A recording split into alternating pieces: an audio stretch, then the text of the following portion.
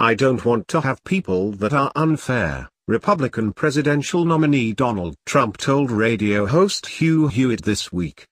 "When you look at what Candy Crowley did with Mitt Romney, that was so unfair. And she was wrong on top of everything." Since their introduction into the process in 1960, televised presidential debates have played an important, and sometimes decisive, role in the outcome of the election. It is considered likely that the 1960 presidential debates between then-Senator John F. Kennedy and Vice President Richard Nixon tipped the election scales in Kennedy's favor. Nixon had been ill, and his haggard appearance is thought to have hurt him. While a majority of those who watched the debates on TV thought Kennedy won them, radio listeners believed Nixon did better. Not surprisingly, Nixon declined to participate in any such debates in 1968 or 1972. Ronald Reagan's performance against incumbent Jimmy Carter probably contributed to his 1980 victory, as did Bill Clinton's superior debate performances against George H.W. Bush and Bob Dole in 1992 and 1996, respectively. And who can forget Al Gore's incessant sighing in his debate with George W. Bush in 2000, or when Gore, for some reason, walked from his podium almost into Bush's face, while Bush was answering a question. Gerald Ford's perplexing denial that Poland was under Soviet domination during his 1976 debate with Carter may very well have made the difference in that close election, as well. In contrast, in 1984, when Reagan's age, and poor performance in the first debate, was the only realistic chance for Walter Mondale to defeat the incumbent president, Reagan diffused the issue with a humorous one-liner. Responding to a question about whether his age should be of concern to the voters, Reagan was 73 years old at the time. Reagan famously retorted that he was not going to make age an issue, and would not make an issue of Mondale's youth and inexperience. In such debates, such moments are all the most voters will ever remember before they trudge to the polls. So, in these debates, candidates must avoid a gaffe that will cost them the election. But, while no one would argue that the moderators in the multiple presidential TV debates held since then have favored the Republican candidate, nothing quite like what Trump referenced about the 2012 debates had happened before. And it explains why Trump is cautious about who will moderate this year's debates. In 2012, CNN anchor Candy Crowley interjected herself into the debate between President Barack Obama and former Massachusetts Governor Mitt Romney, the Republican nominee.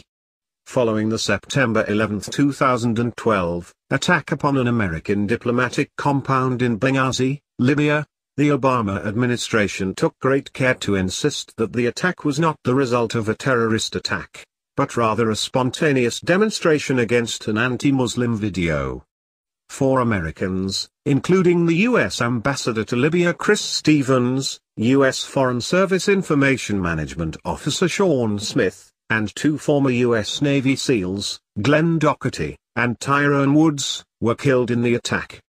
In a string of interviews, including on CBS Face the Nation, ABC's This Week, and Fox News Sunday, UN Ambassador Susan Rice discounted that the attacks were terrorism, insisting, "We've decimated al-Qaeda."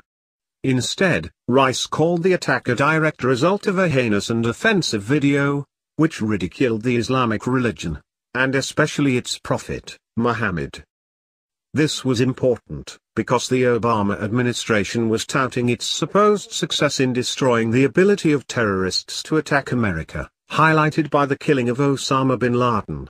Since the Benghazi attacks occurred on the 11th anniversary of the infamous attacks upon the World Trade Center and the Pentagon, it was understandably assumed that they were planned terrorist attacks, to mark that anniversary. But Obama was in the middle of a tight re-election campaign, and a key part of the strategy for re-election was making sure the voters believed Obama was ending the terrorist threat to America. Therefore, the Obama White House promoted the narrative that the attack was not an organized act of terror, but rather the result of anger over a video. Obama, Secretary of State Hillary Clinton, and others in the administration essentially argued for the same explanation given by Rice. It was widely conceded, even by Obama, that Governor Romney had done a better job in the first presidential debate, and, in fact, Romney was thought to have actually surged ahead in the contest for the White House. The controversy over the Benghazi narrative put out by the Obama administration threatened Obama's re-election. During the October 16 debate, Romney zeroed in on this effort by Obama to downplay the Benghazi attacks as terrorism, charging that it took Obama 14 days to call it what it was, an act of terror. At that point, Obama interrupted Romney with, "Get the transcript." Then, something happened that had no precedent in a presidential debate. The moderator, Candy Crowley, entered the debate on the side of Obama, saying to Romney, "He did in fact, sir. So let me call it an act of terror." Romney was thrown off by the unprecedented intervention by a moderator, and it clearly affected the rest of his debate performance. And, the momentum in the campaign, which had been going Romney's way, swung back to Obama. Amazingly, Obama delivered a speech to the United Nations on September 28, 2012, in which he was still promoting the idea that the attack was not an act of terror, referencing instead a crude and disgusting video, which sparked outrage throughout the Muslim world. Even more incredible, Crowley herself had reported that the president was slow to call the attacks terrorism, which means that her moderator performance contradicted her own earlier reporting. So, Trump's caution concerning just who will be the debate moderator appears to be warranted. And it is clear that the mainstream media dislikes Trump far more than they disliked Romney.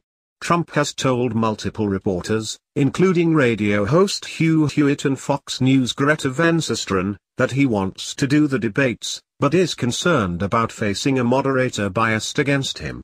Trump told Hewitt that he thinks Lester Holt of NBC News is a good guy, but he did not want CNN contributor Mary Catherine Ham included.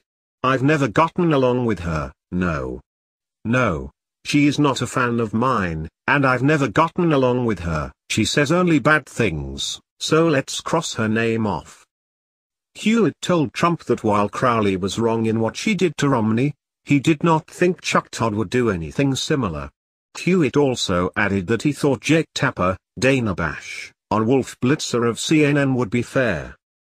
In his discussion with Van Susteren, he told her that a fair moderator is all I'm looking for.